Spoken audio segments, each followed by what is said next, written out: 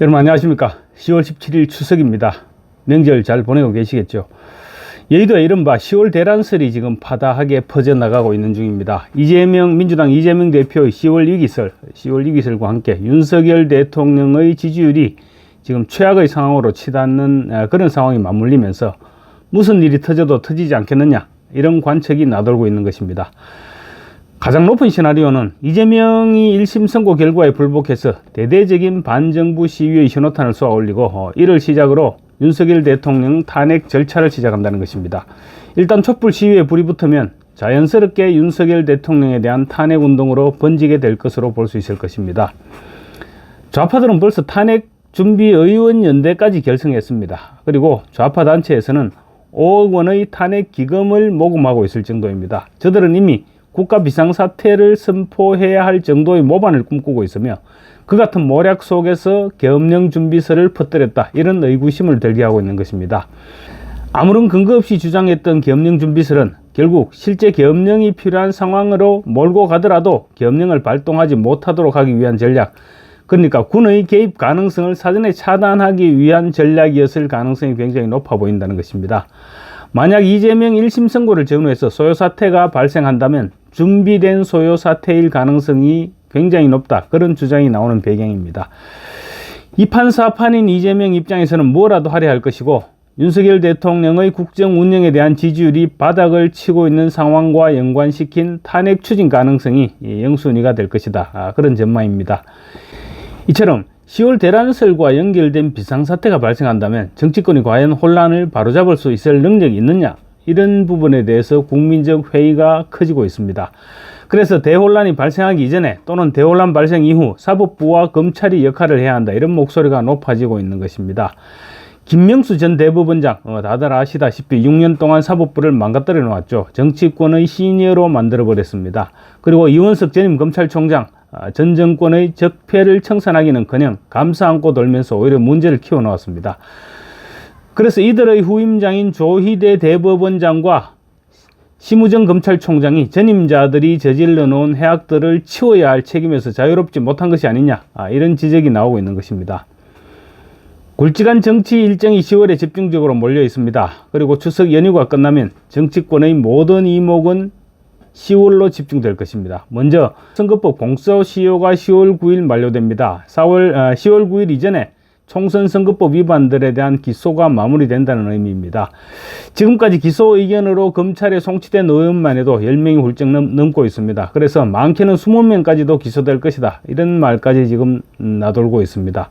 거기에다 또 민주당 돈봉투 의원들이 있죠. 돈봉투 전당대회 관련 현역 의원들을 포함하면 많게는 30여 명의 현역 의원들이 검찰 수사 대상이 될 수도 있을 것입니다.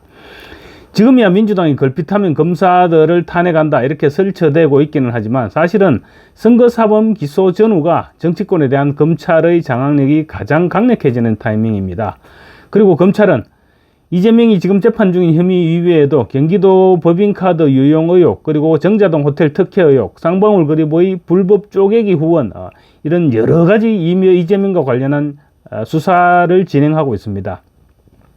여기다 또 문재인 전 대통령과 부인 김정숙, 그리고 딸 문다혜 등 문재인 일가와 관련한 수사도 강도 높게 진행되고 있습니다.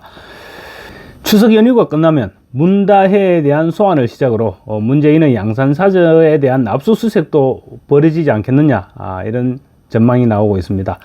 압수수색, 전직 대통령의 자택에 대한 압수수색은 굉장히 부담스러운 부분이긴 합니다. 그렇지만 특활비 관봉권으로 구입한 의혹이 있는 김정숙의 온갖 옷들, 그리고 논란이 된 샤넬 재킷의 행방 등을 규명하기 위해서는 반드시 필요한 절차다, 그런 지적이 일고 있습니다. 그리고 김정숙 소환, 문재인 소환, 이런 순으로 진행될 것으로 보이는데 수사가 빨라진다면 문재인 전 대통령 역시 10월 말 정도에는 소환할 가능성이 없지 않아 보입니다. 문재인은 지금 정치보복이라고 주장하고 있습니다. 그렇지만 자신의 재임 5년을 되돌아봐야 합니다. 문재인 자신은 적폐 청산을 아예 대선 공약으로 내세웠습니다. 문재인은 그 공약대로 취임하자마자 적폐 청산이라는 이름 아래 보수 세력에 대한 대대적인 청소에 나섰습니다. 청소라는 표현이 어울릴 정도로 광범위하고 깊이 있게 그렇게 진행된 적폐청산 작업이었습니다. 정부 각 부처마다 적폐청산위원회를 설치해서 마치 공산당들이 부역자를 찾아내듯이 전 정권의 부역자를 색출해서 청산했습니다. 문재인 정부 5년간 계속된 적폐청산으로 전직 대통령 2명이 구속됐죠. 수십 년씩의 형을 선고받고 구속됐었습니다. 그리고 전 정권의 대법원장, 국정원장, 청와대 비서실장, 청와대 수석, 그리고 장차관, 실국장까지 모조리 구속시켰습니다. 보수 진영의 실을 아예 말려버렸습니다. 문재인은 적폐청산이 경제고 평화구축이고 시대적 소명이다. 그렇게까지 얘기했었습니다. 심지어 MBC까지 적폐청산 대상으로 몰아붙여서 MBC를 오늘날의 가짜뉴스와 편파 포도가 판치는 방송으로 만들어버렸습니다. 그래놓고 이제 자신의 뇌물수수 혐의를 수사하려고 하니까 정치보복이라고 합니다. 적폐청산을 명목으로 노무현을 죽음으로 몰아갔다면서 이명박 대통령에 대한 정치보복을 했던 사람이 누구였습니까? 문재인은 지금 사위 특혜 취업 의혹이 끝이 아닙니다. 시작일 뿐입니다. 김정숙의 특활비 유용 의혹이 가장 최대의 쟁점이 될 것입니다. 그리고 또 울산시장 선거 개입, 원전 폐쇄를 위한 원전 경제성 조작, 해수부 공무원 피살 방조, 탈북 어민 강제 북송, 이런 온갖 국민적 의혹을 일으킨 사건들이 한두 가지가 아닙니다. 심우정 검찰총장은 취임과 동시에, 그러니까 추석 연휴에도 출근해서 범죄로부터 국민을 보호하는 검찰 본연의 역할을 다할 수 있도록 역량을 집중하라고 지시했습니다. 추석 연휴 이후 문재인에 대한 전방위 수사와 이재명의 공소유지, 그리고 이재명의 여주에 대한 수사에 한층 속도가 붙을 전망입니다. 다음으로 이제 조국 혁신당 대표의 자녀 입시 비리, 그리고 유재수 전 부산경제부시장 감찰 무마에 대한 대법원의 최종 판결이 이달 말이나 늦어도 10월에는 열릴 것으로 예상할 수 있습니다. 대법원도 이제 더 이상은 재판을 연기할 명분이 없고, 조희대 대법원장은 재판을 빨리 마무리할 수 있도록 독려해야 될 것입니다. 핵심은 이재명의 선거법 위반과 위정교사 혐의에 대한 1심 선고입니다. 지금까지 재판 과정에서 드러난 정언과 정인, 증거, 그리고 법원의 양형 기준, 이런 것들을 고려할 때 이재명이 아무리 발버둥 쳐도 벗어날 구멍은 없어 보입니다. 선거법 위반도 그렇고 위정교사 혐의도 그렇고 이재명이 무죄를 받을 확률은 사실상 제로에 가깝습니다. 다만 형량이 문제입니다. 조희대 대법원장이 지난 13일 법원의 날 기념사를 통해서 국민의 눈높이와 상식에 맞는 신속하고 공정한 재판을 강조했지만 판사들의 성향 때문에 불안한 것도 사실입니다. 조희대 대법원장은 권력이나 여론에 흔들리지 않는 불효불굴의 정신도 강조했습니다. 그렇지만 그보다도 더 필요한 것은 채찍입니다. 판사들에게 개별적인 사건에 대해 직접적인 압박은 할 수 없죠. 그렇지만 변화와 혁신에 대한 역사적 책임감을 저버리고 국민 눈높이에 맞지 않는 판결을 했을 때 국민들로부터 받게 될 사법부에 대한 지탄, 다시 한번 인식시켜야 할 것입니다. 그리고 이재명의 두 재판 모두 1심 선고에 이어 2심과 3심도 더 이상 지연되지 않도록 각별한 관심을 기울여야 합니다. 조희대 대법관은 혼돈의 시대, 국가의 미래를 위한 사법부의 역할을 되새겨봐야 합니다.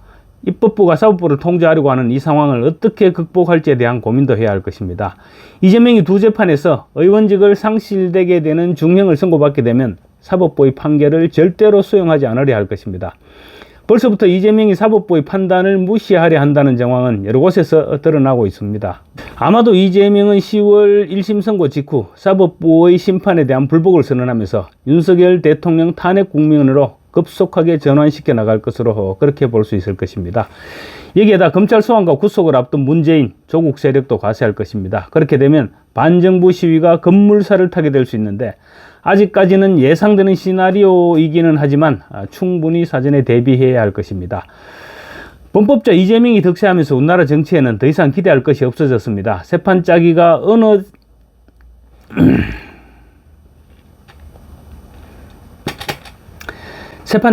그 어느 때보다 절실한 상황입니다. 정치권의 자정 노력을 기대하는 것은 이제 불가능해 보입니다. 그래서 이제 사법부도 역할을 해야 한다는 목소리가 곳곳에서 터져나오고 있는 것입니다.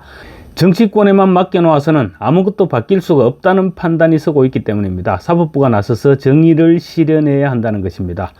국민들은 법관들이 법적 양심이 아닌 정치적 소신이나 이익에 따라서 판결하는 모습을 보면서 지금 불안하고 위기감을 느끼고 있습니다.